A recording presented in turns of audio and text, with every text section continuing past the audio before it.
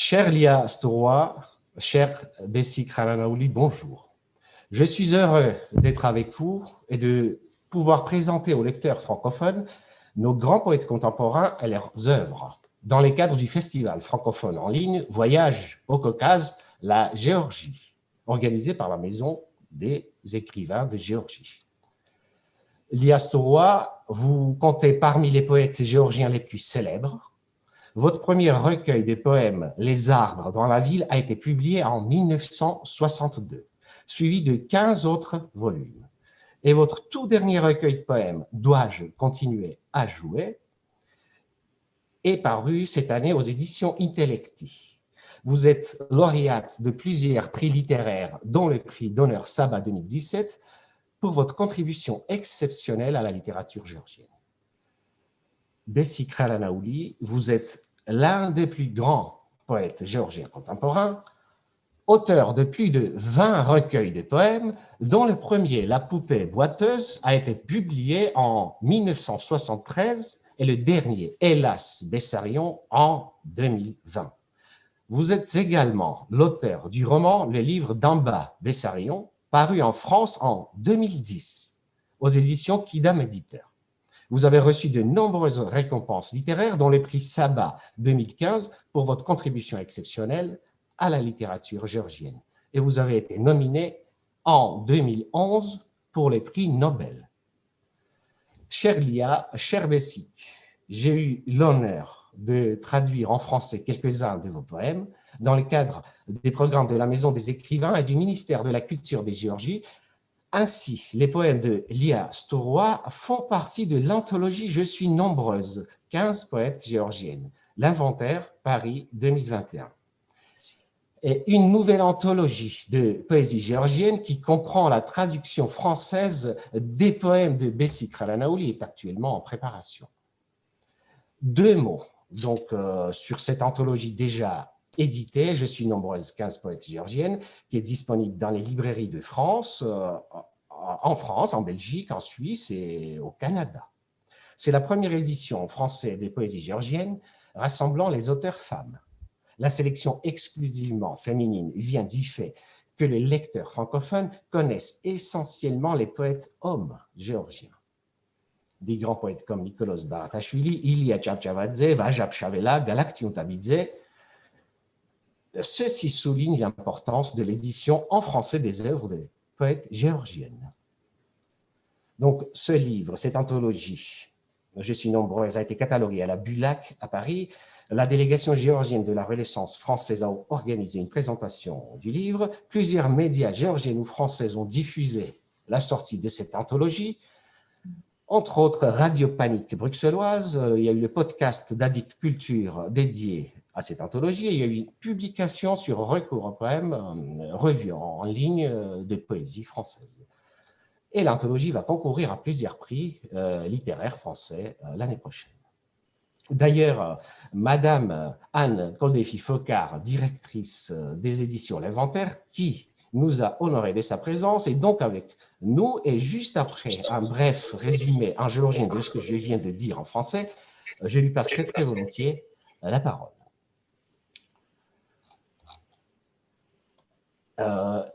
Madlo tahla kartulat გავიმეორებ მოკლედ, ძალიან მოკლედ შევესწრებ გავიმეორო რაც თქვი ფრანგულად.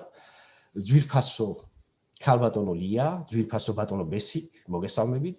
ბედნიერი ვარ, რომ თქვენთან ერთად ვერთვები მწერალთა სახლის მიერ ორგანიზებული ონლაინ ფესტივალის ფარგლებში მოგზაურობა კავკასიაში, საქართველოს და მაქვს პატივი ფრანგულენოვან მკითხველს წარუდგინო ჩვენი დიდი პოეტები და მათი ნამუშევრები.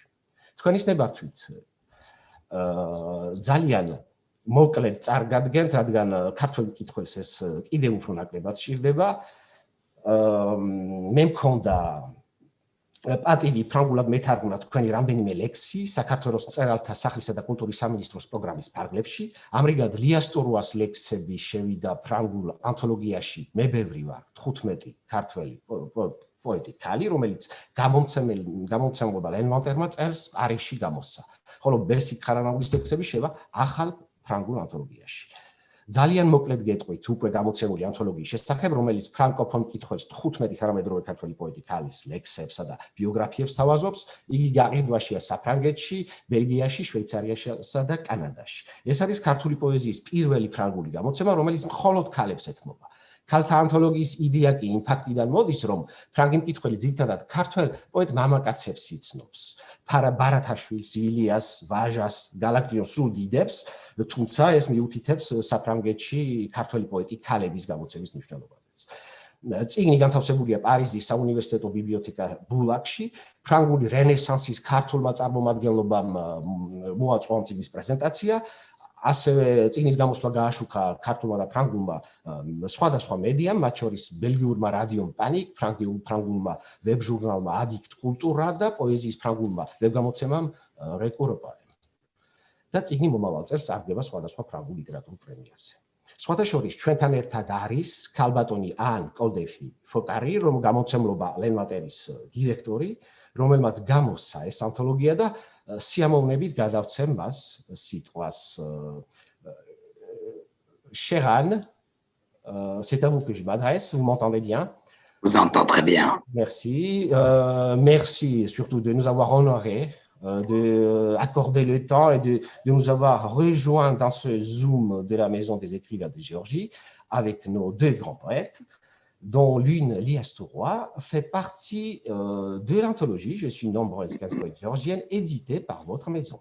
Pourriez-vous nous parler de cette édition, de sa préparation, distribution, accueil des lecteurs, des retours, des médias qui en ont parlé, ou tout ce qui peut être en lien avec cette anthologie dont je suis très fier en tant que traducteur.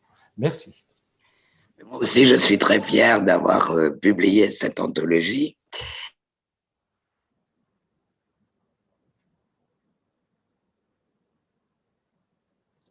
Publié, si j'en suis très fier, le mérite en revient en grande partie au traducteur. Discours, mais par son travail. Quand vous m'avez appelé au téléphone pour me proposer ce projet, j'avais deux grosses réticences. Je suis moi-même traductrice, mais de prose uniquement. Je serais incapable de traduire de la poésie. Et je trouve que généralement, les traductions de poésie ne sont pas très convaincantes en français. Excusez-moi, est-ce que je peux traduire juste la partie que vous avez... ქალბატონი ანი ამბობს მე უთხარი რომ ამაყივარ ამ ანთოლოგიით როგორც თარგმნელი მეთქი და პირდაპირ დაიწყო მეც ამაყივა რომ თავიდან ყოყმანდი რა თქმა უნდა ვიყოყმანე და ზოგადად პოეზიის გამოცემა ძალიან რთული საქმეა მისი გაყიდვის პერსპექტივის და ბევრი რამის გათვალისწინების ჩათვლით და ის ფაქტი რომ გადავწყვიტე ეს გამომეცა ეს მაინც ეს პოეზიის კრებული მით უმეტეს თარგმნილი პოეზიის კრებული რასაც კიდევ უფრო ნაკლები მკითხველი ყავს აპრიორი, მაგრამ ამ შემთხვევაში ასე არ მოხდა.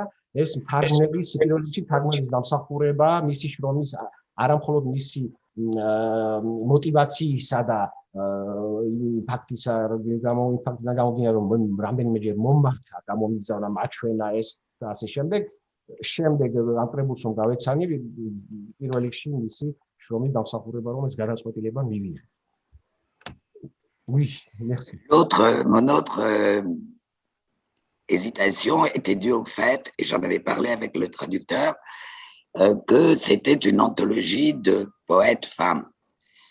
Et pour tout dire, en France et en Europe en général, mais en France en particulier, on est tellement, je vais dire, il y a une telle pression des mouvements féministes actuellement que ça peut paraître bizarre, et j'en ai marre des femmes.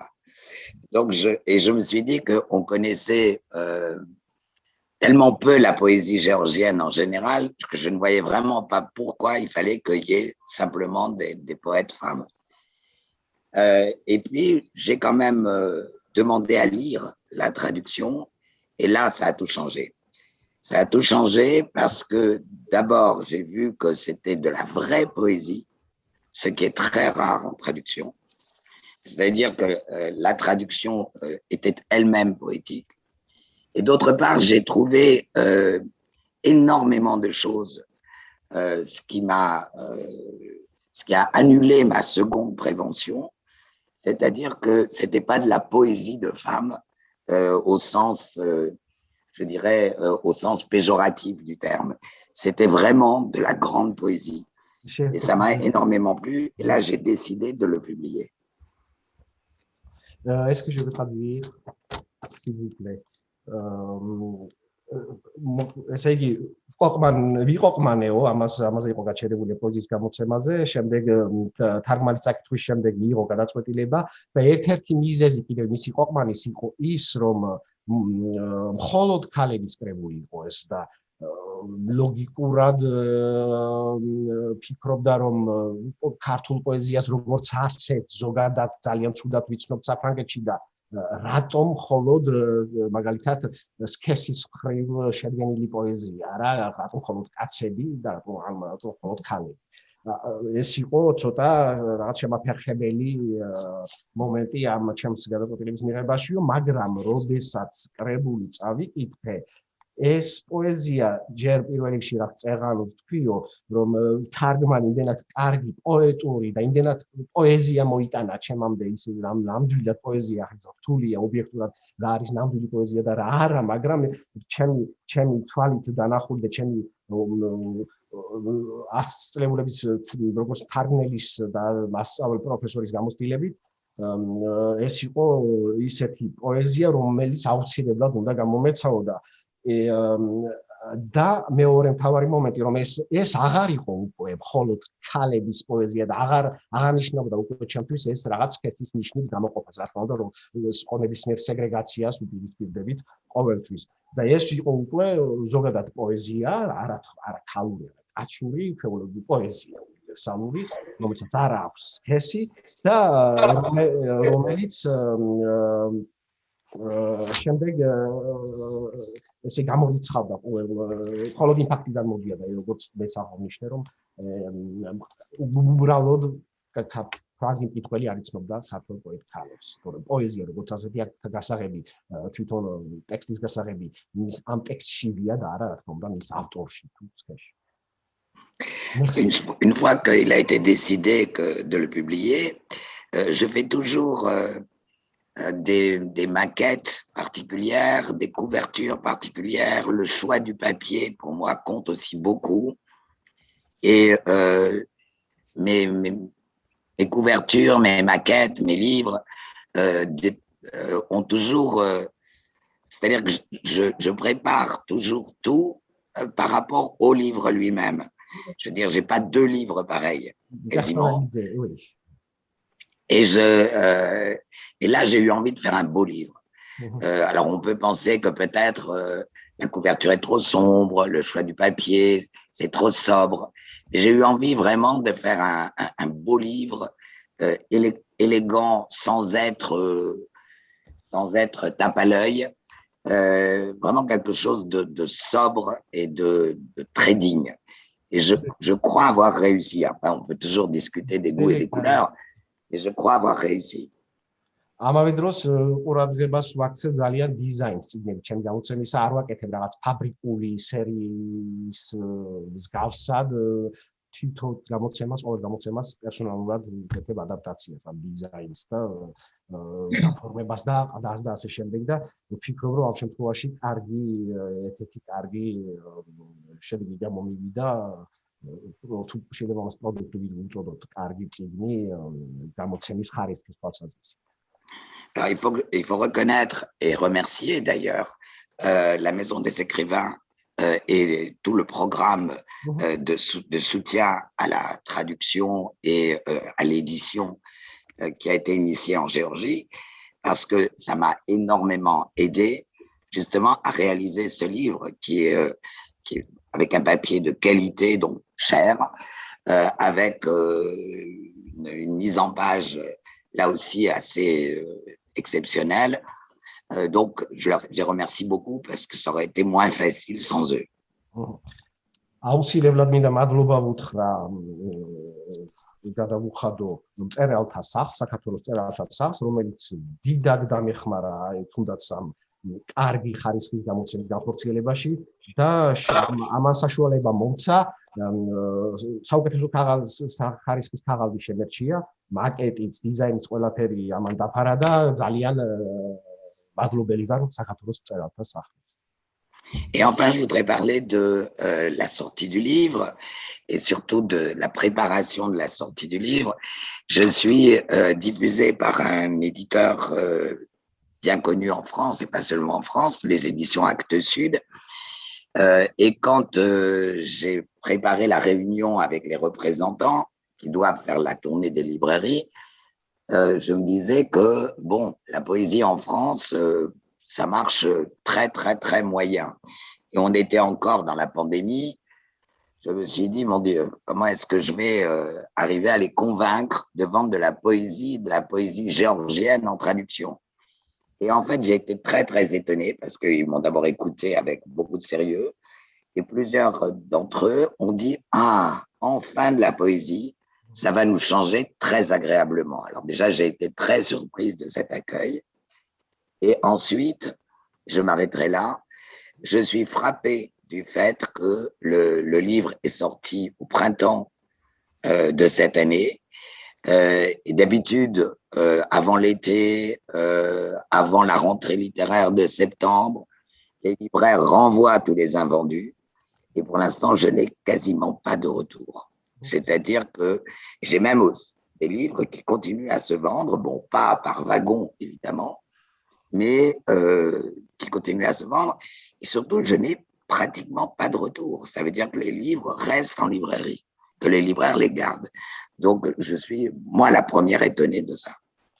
Merci beaucoup. Ça me fait plaisir également. C'est réciproque. Donc, je vais dire ça en géorgien. Da bolos, da asula, kalbatonma anma თავისი გამოსვლა ფრაზებით, რომ წიგნის გამოცემაში რა თქმა უნდა თავარია ერთ-ერთი თავარი მომენტია დისტრიბუტორი და დიფიზორი, ვინც ავრცელებს ამ წიგნებს, რეკლამას უკეთებს და შემდეგ მაღაზიებში არიგებს. ასეთია Act Sud, ძალიან ცნობილი დისტრიბუტორი, ფრანგული დისტრიბუტორი, რომელიც სხვადასხვა 4 სხვადასხვა ქვეყანაში იყიდება, რომლის წყალობით ეს წიგნები. და პოეზია ზოგადად ცუდად იყიდებაო, თავიდან რაღაცა აღნიშნე, ამბობს ქალბატონი ანი და როდესაც თავიდან შევთავაზე სწორედ ამ აქციებს, ამ დიფუზორებს და კომერსანტებს, თქვა წიგნის სფეროში მუშაობენ, არასერიოზულად მიიღეს ეს, იმიტომ პოეზია თანაც ნათარგმნი არ დაიყიდებაო და ასე შემდეგ, მაგრამ ბოლოს ისე აღმოჩნდა, რომ აი ნამდვილი პოეზია როგორც იქნა გამოჩნდაო ეს ქალბატონმა ანმა წიგნის პრეზენტაციაზეც აღნიშნა მსგავსი რამ და ბოლოს და ახალი ეს რაც მანამდე არ უთქვამს ეს არის რომ ესე იგი მაღაზიებიდან წიგნის მაღაზიებიდან უკან ფაქტობრივად არ დაბრუნებია წიგნები რაც პოეზიის კრებულისთვის ძალიან იშვიათია ზაფხულში როგორც წესი როგორც ჩანს გამოცემლებს წიგნის მაღაზიები უკან უბრუნებენ გაუყიდავ წიგნებს და ბევრს აბრუნებენ ხოლმე განსაკუთრებით პოეზიისას სამწუხაროდ და ამ შემთხვევაში და ძალიან გახარებული ამით და მეც მიხარია როგორც თარგმნელს რომ ეს ფაქტობრივად ნიშნავს რომ თითქმის ყველა მთელი ტირაჟი გაიყიდა რაც კი მაღაზიებში გაარეს ქალბატონმა დაასრულა და ახლა მე ქალბატონო ლია ბატონო ბესი მადლობთ ყურადღებისთვის ვისმენთ როგორც ფრანგულად ასე ქართულად მოლაპარაკებს და მინდა გადმოვიდეთ თქვენის ნებართვით თქვენთან რამდენიმე შეკითხვით რომელზე პასუხების თქვენგან ძალიან მაინტერესებს და იმედია ჩვენს მსმენელსაც Je vais passer aux auteurs. Je vais leur poser des questions, quelques questions que j'ai considérées intéressantes a priori. Et je vais leur poser chaque question en français. Ensuite, je répéterai en géorgien et on va les écouter et répondre.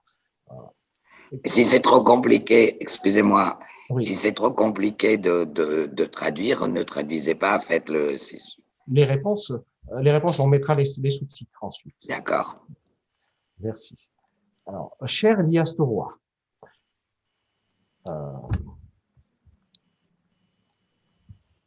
que signifie pour vous d'arriver jusqu'au lecteur français, et qui est d'une riche tradition littéraire et d'un goût raffiné, et que, par conséquent, vos poèmes ne laisseront pas indifférents.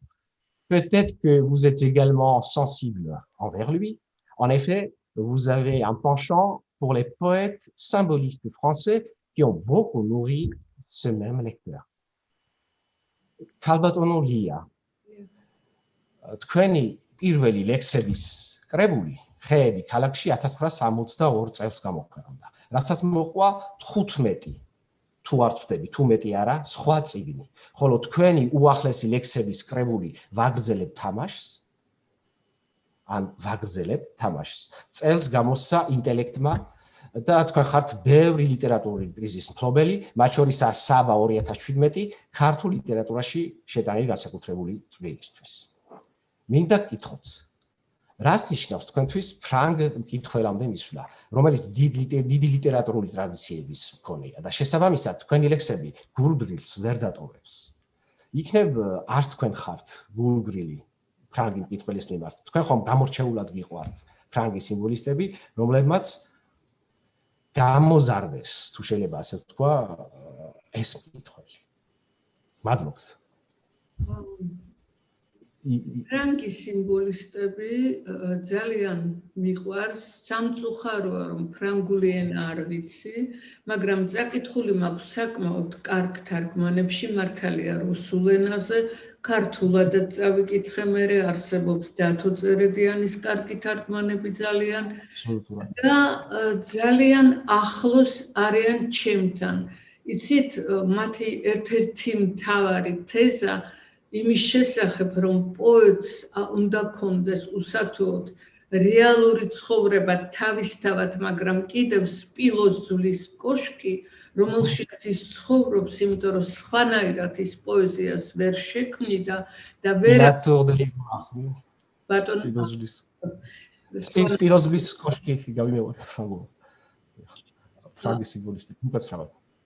განსაკუთრებით ეს რაღაცები ვიცი მათ შესახებ, ძალიან მომწონს რემბო და მალარმე, განსაკუთრებით, რა თქმა უნდა, ბოდლერიც, ვერლენი, სხვათა შორის ვერჰარნი, რომელიც მთლად სიმბოლისტი არ არის, მაგრამ ძალიან საინტერესო პოეტია. იცით, უნდა თარგმნოთ ალბათ, ხო, ბევრს ვლაპარაკობ. პირიქით გისმა დიდი ინტერესით. და მაგრამ საქმე იმაშია, რომ პოეტი თუ შენთვის ახლობელია, ხა თარგმანი, ენა სამწუხაროდ, პოეზიის ენა და საერთოდ ენა ბარიერების გამო პოეზიის ენა ძალიან გაუგებარი ხდება, ხო? გაუგებარია თუ არ ითარგმნა. თარგმანიც პრინციპში არ არის სრულყოფილი და აბსოლუტური მოწოდება იმისა, რასაც ორიგინალის და რასაც პოეტი წერს. მაგრამ როდესაც პოეტი გრძნობს მეორე პოეტს, თუნდაც ისინი სრულიად სხვადასხვა ენაზე წერდნენ, მე მგონი ის იჭერს იმ თავარს, იმ ხიბლს, იმ დუენდეს, როგორც ლორკამ თქვა, რომელიც ამ პოეტს ახასიათებს. აი მე ერთი პატარა მაგალითი ვიცი ისტორიიდან, რომ ითარგმნებოდა უიტმენს თარგმნიდა რუსული პოეზიის ისტორიიდან, თარგმნიდა მარშაკი და კარგად ჩუკოვსკი ბოდიში და ძალიან კარგად თარგმნიდა და მაიაკოვსკი შეხვდა, რომელმაც არ იცოდა ინგლისური და ჩუკოვსკიმ უთარგმნა ერთი ადგილი, სადაც არის ხორცი ნათარგმნის სხეულად.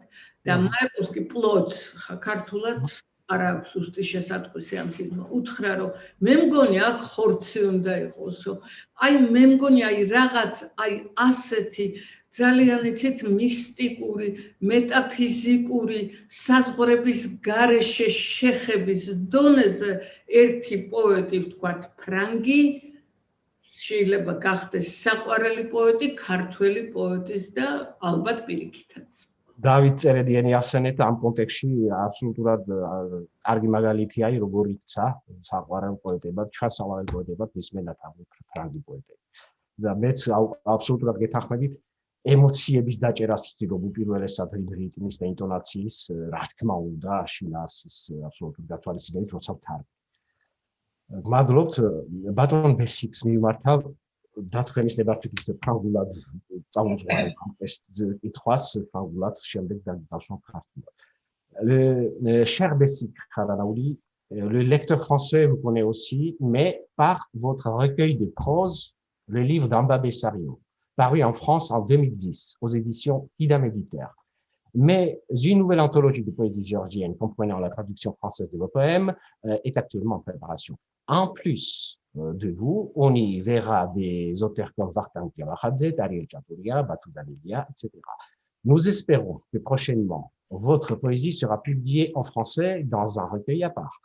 J'aimerais vous demander à quel type de lecteur vous attendez-vous en France et combien lui faites-vous confiance dans la lecture de vos écrits? მადლობთ ბატონო ბესი, თქვენ ხართ 20-ზე მეტი ლექსების კრებულის ავტორი, მათ შორის პირველი ხეიდარი თოჯინა გამოქვეყნდა 1973 წელს და ბოლო უახლესი კრებული ეხ ბესარიონ შარშან. მიღებული გაქვთ მრავალი ლიტერატურული ჯილდო, მათ შორის საბა 2015 ქართულ ლიტერატურაში შეტანილი განსაკუთრებული წვლილისთვის. ხოლო 2011 წელს ნობელის პრემიაზე იყავით წარდგენილი. თქვენ ასევე ხართ ავტორი წიგნისა ამბა ბესარიონისა, წიგნი ამბა ბესარიონისა უკაცრავად, რომელსაც ფრანგი მკითხველიც იცნობს, ვინაიდან იგი საფრანგეთში 2010 წელს გამოიცა. გასაგებია, რომ პოეზიას ნაკლებად წყალობს საგამომცემლო სფერო, თუმცა ახლა ვამზადებ ანთოლოგიას, რომელიც უკვე აღნიშნეთ ვარსკვლავები, რომელშიც თქვენი ლექსების ფრანგული თარგმანი შევა, ისეთ ავტორებთან ერთად, როგორიც ზოგრებიცა ვახტანგ ჯავახაძე, წარიელ ჯანდურია, ბათუ დანელია და სხვები. დარწმუნებული ვარ, მომავალში ცალკე კრებულად გამოიცემა ფრანგულად თქვენი პოეზია. ამჟამად მინდა გკითხოთ, როგორ კითხველს ელით ფრანგული კითხველის სახით. რამდენად ენდობით მას, თუ შეიძლება ეს ტერმინი ნდობა გამოიყენოთ აქ. რას ელით ფრანგული კითხველისგან, რას ნიშნავს თქვენთვის ფრანგული კითხველი? მადლობთ. ფრანგი კითხველი, რა თქმა უნდა, აღზრდილია დიდ კულტურაზე, დიდ პოეზიაზე და გამომგრძმედილია და კრიტიკული აზრით დახვეწილია მისი დამოკიდებულებები. მოკლედ გამართულია ფრანგი კითხველი, აი სრულიად მოულოდნელი ფრანგი გაგაკვირვებს, როგორ ღრმად არის ის გაცნობიერებული. განსაკუთრებით თავისი ლიტერატურა ძალიან უყვართ, ეს მე ძალიან ესეც არის. სიამოვნებს, კარგია, კაცი რომელსაც თავისი ლიტერატურა უყვარს. რა თქმა უნდა.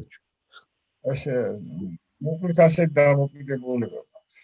ძალიან დიდი მადლობა. ფრანგი. ახლა ისევ ქალბატონ ლიას მიმართავ. Vous êtes innovatrice dans la poésie géorgienne, vous avez apporté beaucoup de fraîcheur qui a survécu à la pression soviétique. Quel impact cette censure a-t-elle eu sur votre œuvre? La forme de votre vers libre, sans parler de son contenu, a suffi pour vous censurer.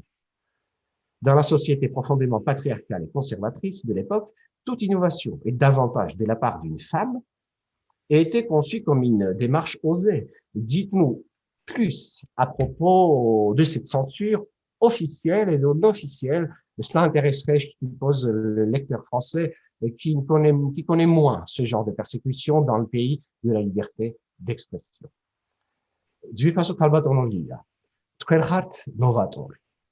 დიდი სიახლეების შემოტანი, რომლებმაც საბჭოთა წნეხს გაუძლო. საინტერესოა, რამდენად შეერგა ცენზურა თქვენ შემოქმედებას. აი, თუნდაც ვერლიბრის ფორმა, შინაარსზე რომ არაფერი თქვათ, რაც იმ ეპოქის ღრმად პატრიარქალურ და კონსერვატორ საზოგადოებაში ქალისგან, ყალებში მანდილოსნისგან განსაკუთრებით თამამნაბიჯად აიქნებოდა. უკვე საკმარისი იყო, რომ ცენზურა შეხებოდა. აი, დაწერილი თუ დაუწერელი ცენზურა. ფიქრობთ, ფრანგ მკითხველს დაინტერესებს ეს პერიპეტიები, რაც მისთვის უთუოდ ნაკლებად ყოველდღიურია. მადლობს. ცენზურა ძალიან კაფიოდ შემეხო, თუ შეიძლება ასე ითქვას, ეს უკვე რბილი ნათქვამია. 17 წლისამ რომ გამოვაქვეყნე ლექსი, მაშინ იმ დროიდან დაიწყო ჩემი კრიტიკა. მე ჯერ შინაარსის გამო. ფორმის გამო ყველაზე უფრო მეტად, იმიტომ რომ ვერლიბრი არ მიაჩნდათ ქართულ ლექსად და მეუბნებოდნენ, რომ აი შენ არ გიყვარს ქართული, შენ არ ხარ პატრიოტი, ძალიან ხმამაღალი და მაღალფარდოვანი და უაზრო სიტყვებია, იმიტომ რომ პატრიოტიზმი ლექსის ფორმასთან არავითარ არ არის და ლექსებს არ მიბეჭდავდნენ, რა თქმა უნდა, წლების მანძილზე. მე შევძელი რაღაც მოხდა ისეთი, იყო ხოლმე შიგადაშიგ პატარა დათბობები და შიგადაშიგ ლექსებს მიბეჭდავდნენ. მერე იყო გავთავებელი კამათი, რომელი ლექსი ჯობია ვერლიბრი თუ კონვენციური ლექსი, რა თქმა უნდა, სასაცილო, პრიმიტიული, მარტივი კამათი, იმიტომ რომ პოეზია და როგორც ბორხესი ამბობდა, ის ხელოვნება არსებობს და მორჩა და ვარდი რატომ ყვავის ყოველგვარი რატომის გარეშე. ეს ძალიან ძნელი იყო, რა თქმა უნდა, აგეხსნათ კომუნისტური იდეოლოგებისთვის და ამიტომ, რა თქმა უნდა, ბევრი უსიამოვნო დღე გამოვიარე, მაგრამ კომპრომისი არასდროს არ დამიშვია. მართალი გითხრათ, ყოფაში ვცდილობ, რომ ეს არ მომივიდეს, კოლაბორაციონისტი არ ყოფილვარ არასდროს და არც პოეზიაში ხო, შემოქმედებაში ხო საერთოდ დაუშვებელია კომპრომისი. მაშინ შემოქმედებაში აბას მკითხველი ხედავს უკვე შემოქმედებაში, რა თქმა უნდა. და ასეც იყო. ბატონო ბესი ჯერ ფრანგულად დავსვამ კითხვას. Cher Bessie Kharanaouli, vos choix thématiques sont très variés. Comment choisissez-vous vos thèmes? Ou si vous ne les choisissez pas, c'est-à-dire vous n'écrivez pas sur des thèmes à proprement parler, alors à partir de quoi écrivez-vous? À partir d'une impulsion, d'une émotion qui s'impose à vous? D'une façon bâton Bessie. Tweny lexelis, thématica, bravo perod. Rogorichet, thèmes. La tuki arichet, sagangeboud. რაღაც თემებს და არ უშუალოდ ამ ეგრეთ წოდებულ თემებზე წერთ. მაშინ როგორ და საიდან იწყებთ წერას? თუ შეგიძლიათ გითხრათ, ან მუხტიდან, ან რა იმპულსიდან, ან რა ემოციიდან, ან თუნდაც სულ სხვა წყაროდან. ასე მრავალნაირი შემთხვევა მქონია, ხოთაშორის ლექსის იმპულსისთვის და ლექსი რო დამიწერე რამე, მრავალი შემთხვევა. ახლა დავამხეცე ესეთი რეჟიმი. დილას რო ვიღვიძებ ძალიან ადრე, ხო? ვარ ცდილობ რომ ვიყო ცარიელი. სრულიად ცარიელი. აი სარაფერი, ერთი სიტყვა არ უნდა იყოს ჩემში. აი ამას უნდა მივახციე. ესაა ჩემი მიზანი. და მე უნდა ვიყო გაჩერებული, ცარიელი. და დანარჩენი თვითონ ბუნება აკეთებს. მე არ ვიცი, ვერ ვიჭერ იმ წუთს, იმ წამს თუ იმ როდის ხდება, რაღაცაზე აფეთქე, აი რომ დადიოდეს სულელივით და რაღაცაზე აფეთქე. აი ესე მარტივად არის საქმე. ესეთი რეჟიმი მაქვს. დიდი მადლობა. დიდი მადლობა. Cher Liastoa, parlez-nous de votre tout dernier recueil s'intitulant Dois-je continuer à jouer, paru cette année aux éditions Intellecti. Il rassemble vos poèmes écrits ces dernières années. Jouer veut sans doute dire écrire, on suppose, mais comment comprendre cette ponctuation double, point d'interrogation suivi de point d'exclamation? Est-ce une question ou une réponse à la fois? Et si c'est une question, à qui s'adresse-t-elle? À soi-même, au lecteur ou aux deux? Kalbatonolия, თქვენს ახალ წიგნზე მინდა გითხრათ, რომელიც ახლახან გამოსცა ინტელექტმა და რომელსაც ქვია ვაგრძელებთ თამაშს და რომელიც ბოლო დროს შექმნილ ლექსებს აერთიანებს. თამაში უთუოდ წერაა, ვარაუდო. მაგრამ აი როგორ უნდა გავიგოთ ეს ორმაგი პუნქტუაცია, კითხვის ნიშანი და ძახის ნიშანი ერთად, ალბათ როგორც კითხვა და პასუხიც ამავე დროს, თუმცა საინტერესოა ვის უსვამთ ამ კითხვას, ვინ არის ადრესატი, საკუთარი თავი, კითხველი თუ ორივე ერთად? შეკითხვა, უფრო სწორად სათაური ხო ვაგრძელებ თამაშს. თამაში პოეზია მძიმებით თამაშის ხელოვნებაა, ნატიფი, ბორხეს ბოდიში ხესას დავესესხები და ასეა, მაგრამ ეგრეც არ არის ეს სინატიფე ხანდისხან გადადის სიკვდილში, მოიწყვეტენ ადამიანს პოეტს, რომელიც არ მოსწონს, რომელიც ამოვარდნილია ყოველდღიურის ჩარჩოებიდან, რომელიც განსხვავდება ყველასგან, ნადირივით მოიმწყდებენ და წითელ ალმებს შემოავლებენ გარშემო. მაგრამ თუ ის ნამდვილი პოეტი ან მხატვარია, ხო, აი რაღაცნაირად გამოძურება ამ ხაფანგიდან, თუნდაც ჩამოეხეს კანი მთლიანად და მერე შეიძლება სისხლძარღვებით დაიწყოს წერა. კარგით, მაგრამ შეკითხვას ვაძლევ ჩემ თავს, კი, იმიტომ რომ ცხოვრება განსაკუთრებით ამ ბოლო დროს ამ პანდემიის პირობებში, რომელიც არის არა მარტო ბიოლოგიური, არამედ ფსიქოლოგიური და ფსიქიკური ომიც გართულდა ძალიან. და ეს თამაში არის ჩემი სიცოცხლე, ამის გარეშე მე სიცოცხლე არ მინდა ვთქვათ, არ მიმაჩნია სრულყოფილად. ვაგრძელებ თამაშს, კი, შემიძლია, ვეკითხებით ჩემ თავს, თუ შემიძლია, ესე იგი ცოცხალი ვარ, გალური ანდაზა არის ასეთი, სანამ ცოცხალი ხარ, არ გაბედო სიკვდილი.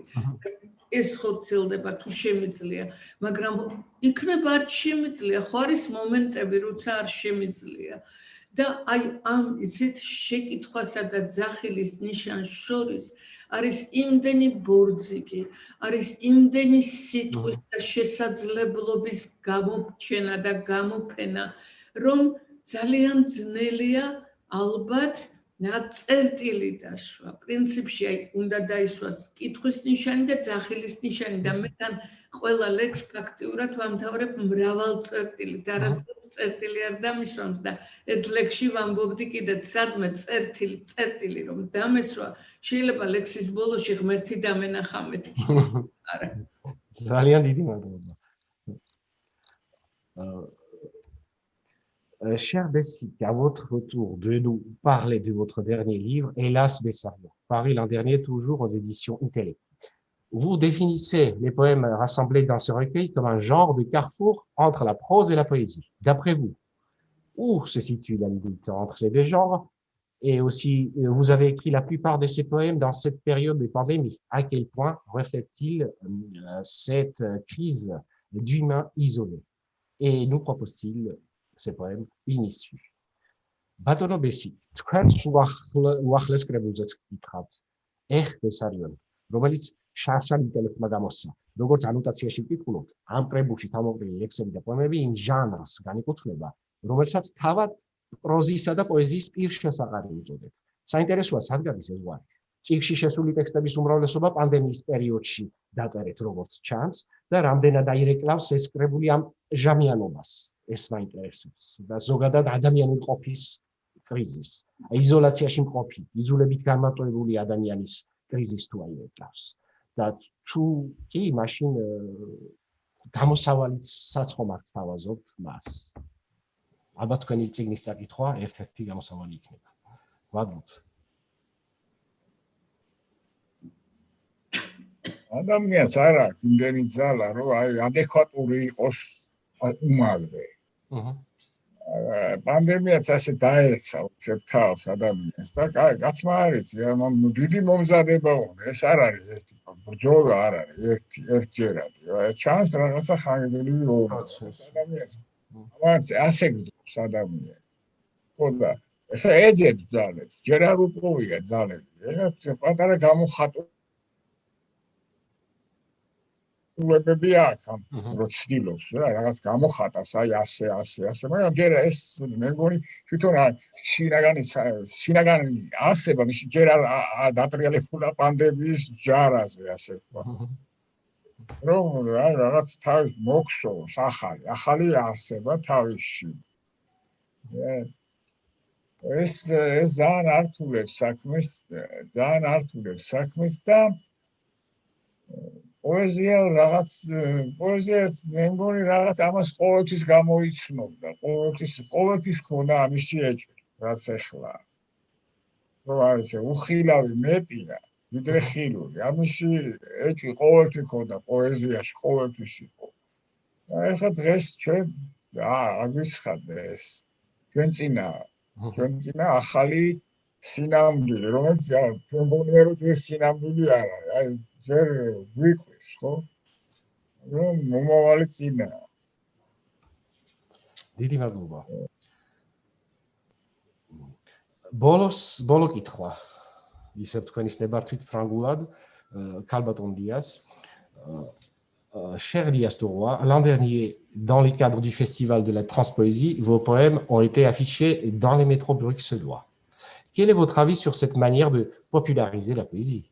Peut-on dire qu'on a affaire à une sorte de street art poétique dont le but est d'apporter la poésie à un plus grand nombre de lecteurs? Ou la poésie devrait être apportée aux lecteurs exclusivement sous format livre? Quelle est votre définition de la poésie? ძვირფასო ქალბატონო ლია, შარშან ტრანსპოეზიის ფესტივალის ფარგლებში ერთ-ერთი თქვენი ლექსი ბრიუსელის მეტროს ვაგონებში გამოფინეს. რას ფიქრობთ პოეზიის ამ სახით პოპულარიზაციაზე? ეს ერთგვარი პოეტური სტრიტ არტი ხომ არ არის კარგი საშუალება პოეზიის მასებამდე მიტანისა? თუ პოეზია ექსკლუზიურად წიგნის ფორმატში უნდა არსებობდეს და ასე მიდიოდეს მკითხველამდე. ზოგადად როგორია პოეზიის თქვენეული განსაზღვრება? თუ შეგიძლიათ გითხრათ. მე დიდად აღტაცებული არ ვიყავი იმით, რომ მეტროში იყო გაკრული ჩემი ლექსი და კიდე შეიძლება ყოფილიყო ტროლეიბუსში და ტრამვაიში. მე არ ვფიქრია, რომ პოეზია უნდა მიიტანო აი ასე მასებამდე. გასაგებია. და ბობ დილანი, რომელსაც ნობელის პრემია და ხაზი გაუსვეს იმას, რომ ესეც პოეზია, იცით, ინტერესი კაცია, მაგრამ სიმღერის ტექსტი პოეზია არასოდეს არ არის. ეს თანამედროვეობამ რატომღაც მოიტანა ეს სიმარტივე. განავრცო პოეზიის მნიშვნელობა კი. ჩემი საზრით პოეზია არსებობს, ოღონდ პოეზია თავისთავად არსებობს, ის მშვენიერია. არსებობენ წიგნები, ხო? არსებობენ მკითხველები. აი იმ მკითხველისთვის იწერება წიგნი, რომელიც აიღებს ეს მკითხველი წიგნს და ბედნიერებას დაინახავს, მშვენიერს დაინახავს, მიხვდება, რომ ეს არის ის შეხება, ის უმაღლესი შეხება, ლამის რომლისკენაც ღმერთი უბიძგებს მთელი სიცოცხლე, რომ ეს არის ბედნიერი შეხება. მაგრამ ასეთი მკითხველი სამწუხაროდ ბევრი არაა და აი მასობრივად გავრცელებას იცით ჩემი აზრით მე პედაგოგი არ ვარ და პედაგოგის ნიჭი არ მაქვს, მაგრამ ჩემის აზრით მგონია ბავშვები უნდა დასვა და კომიქსები კი არ უკითხო და ადაპტირებული ნაწარმოებები უნდა უკითხო პირველ რიგში ლექსები, იმიტომ რომ შეიძლება მათ ვერ გაიგონ აზრი, მაგრამ აი ეს მუსიკა, აი ეს მშვენიერება დაილექება ცნობიერის კერძზე, მერე ამოტივდება და მერე თავის საქმეს გააკეთებს და ამაზე ადამიანისთვის მე მგონი უფრო დიდი სიამოვნება არ არის, ვიდრე მშვენიერთან შეხება. Didi Magloba. Cher Bessic, vous écrivez depuis très jeune, mais vous avez publié votre premier recueil, La poupée boiteuse, à l'âge de 33 ans. Pensez-vous qu'il y a besoin d'une initiation théorique ou d'une étude particulière pour développer une écriture poétique et en faire son mode de vie? Batono Bessic. თქვენ ძალიან ახალგაზრდა უკვე წერდით, თუმცა პირველი კრებული ხეიბარი თოჯინა 1973 წელს გამოეცით, 33 წლის ასაკში. ფიქრობთ თუ არა, რომ პოეტობას და ამ საქმიანობის ცხოვრების წესად ქცევას წინასწარი თეორიული მომზადება სჭირდება. თუ იგი სრულებით ბუნებრივად შეიძლება მოვიდეს, განვითარდეს ადამიანში. მადლობთ. თეორიულად მომზადება სრულებით არ ჭირდება. სრულებით. ჩვენ უნდა იყო თავისუფალი ყველა ცოდნისა და ყველა წიგნისგან და მაშინ ახალ პოეტი. ახლა წიგნი და ლიტერატურა ეს აუცილებელია რისთვის, იცი, რომ ადამიანმა წაიკითხოს ცნობის მოყარეობისთვის. და რა იმისთვის რომ პოეტი გახდეს კითხვებით. წიგნით და ლიტერატურით. ამა ასეთებს თავისი სახელი ჰქვია და თავისი გზა. Mhm. არა, ბუნებამ უნდა აქციოს, ბუნებამ უნდა აგზიდოს და ბუნებამ უნდა წაგიყვანოს. საბოლოო გზაზეც მათ შორის. დიდი მადლობა. არა, ეცი რა, გისმენთ. ერთი ანთოლოგია ხო ახსენე. კი, რა. მაგაზე მინდა გაგიზიარო ერთი ჩემთვის. ესე იგი, სამი რამეა ცოდვა. სამი რამე. დიახ. ესე იგი რა, შენი ძროხა სოფლის ნახირში. ერთი. მეორე, შენი მამალი საცივის ფარში. და მესამე, შენი ლექსი ანთოლოგიაში. აი სამი რამეა ცოდვა. იმედია ცალკე დარაჩენზე რო შეხვდები ბაში, ბაჩანი. დიდი მადლობა.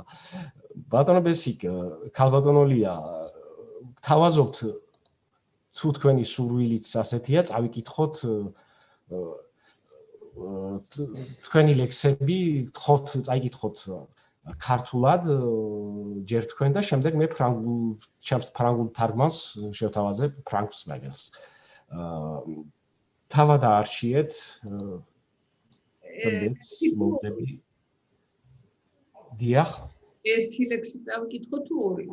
მე მგონი ორი ლექსი წაკითხვა შეგვიძლია დროის რეგლამენტის გათვალისწინებით. კარგით, შეიძლება ეს რომელიც მიყვარს ჩაისრულდეს ტყე შეისრულტე ბოლომდე თავისი თაფლიანი სუნით, კინკლებით, კოღოებით, ფოთლებიანი ცი, რომ როცა დაბრუნდები ქალაქში სარჩული ამოიბრუნო და სიგრილის შთაბეჭდილება შეუქმნა ტელევიზორთან გატრუნულ დასიცხულ ადამიანებს, რომლებსაც აღარ უნდათ ლექსი, მაგრამ შენი ფილტვებიდან ამოსულ ხეებს ქვევიდან ზევით შეფერიან და აზრადაც არ მოძდით მათი მოჭრა. ნუ თუ გადამდებიან მწვანეს საღებავის სისხლში. მადლობთ, ფრანგულად წავიკითხავ თარგმანს. Lias Toroy vient de réciter son poème dans son original du poème qui s'intitule Au bois que j'aime. Je vais vous réciter ma traduction de ce poème. Au bois que j'aime. Respire ce bois, inspire-le jusqu'au bout, avec son odeur mielée, ses moucherons, ses moustiques, son ciel feuillé. Pour qu'au retour dans la ville, tu retournes ton habit pour donner une impression de fraîcheur aux hommes devant la télé, muets et accablés par la chaleur, qui ne veulent plus de poésie, mais qui regardent de bas en haut les arbres qui poussent de tes poumons et qui ne songent même pas à les abattre. La peinture verte dans le sang serait-elle transmissible? Merci. ბატონო ბესიკ გისმენთ. ბაჩანა, ხო შეიძლება რომ ერთი ლექსი წავიკითხო მხოლოდ. როგორც თქვენი სურვილი იქნება. არღატი. დიახ. ლოგინზე ირქვე რო დავეგდები და სახეს რომ ბალიში ჩავრგავ და ხელებს რომ გვერდით დავიყრი, იცი ვის ბაძავ. არ ყაცავ ბაძავ, ჩემო კარგო, მონადირემ რომ ჩამოაგდო ჩემს ბავშვობაში. ასე დაასკდა იგი მიწას, ტანმოწყვეტილი, ასე წარგო თავი, წვიმა გამჯდარ ნახნავში, ასე დაყარა ფრთები, ასე დავია სულ. დიდი მადლობა. Bessic Kharalaouli, la cigogne.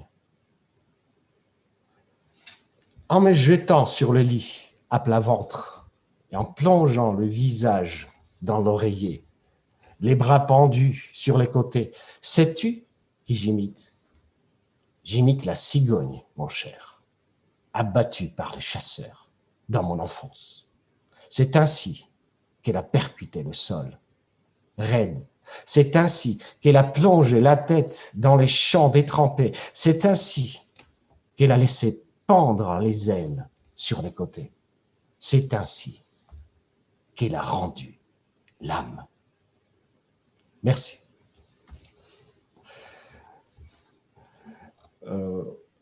ქალბატონოლია, თუ გსურთ წაიკითხეთ მეორე ლექსი და ამით დავასრულოთ, შემდეგ მე წავიკითხავ ფრანგულ თარგმანს და ამით დავასრულოთ ჩვენი ჩართვა.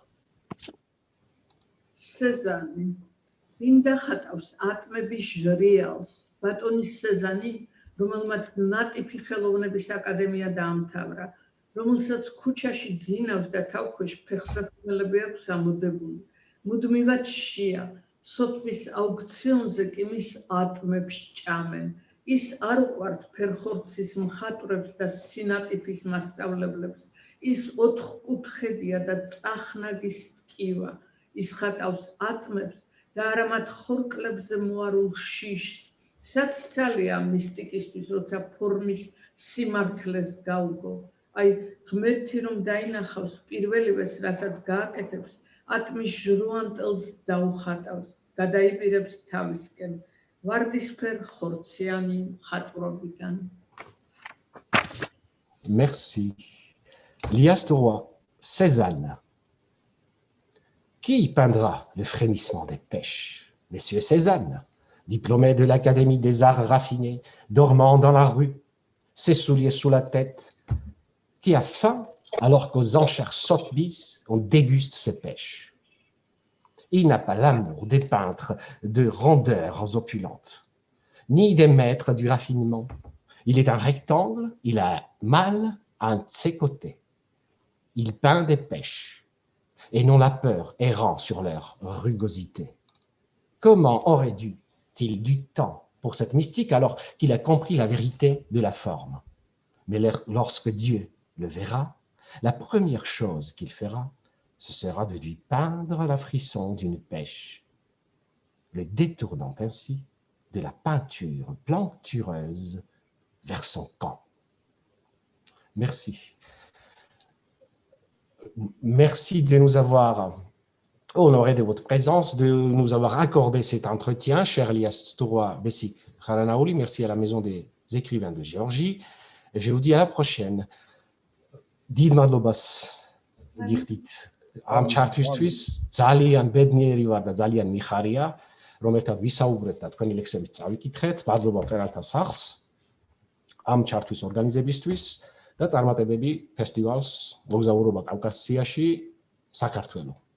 მომავალ შეხვედრამდე. მადლობა, კარგად იქ.